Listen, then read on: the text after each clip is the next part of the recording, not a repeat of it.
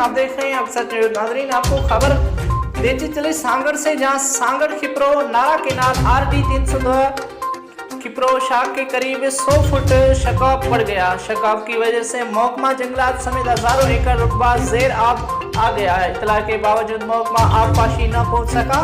नार केनाल में शगाफ पड़ना रोजाना का मामूल बन चुका है, जबकि नार केनाल में पानी ज्यादा छोड़ा जाता है, मगर महकमा आबपाशी के करप्ट अफसरान की वजह से जमींदार पानी के बूंद बूंद को तरस रहे हैं। RD 52 के करीब रिश्वत न मिलने की वजह से गुज़श्ता 1 साल से वाटर बंद कर रखा है, जिससे 400 एकड़ जमीनें बंजर होकर चुकी हैं। शगाफ की जरिए लाखों के सिक पानी जाया हो रहा है, मगर महकमा आबपाशी जमीनों को पानी देने के लिए तैयार नहीं है। रिपोर्ट मोहम्मद ईशान राही, डिवीजन चीफ रिपोर्टर, शहीद बेनज़ीर बात।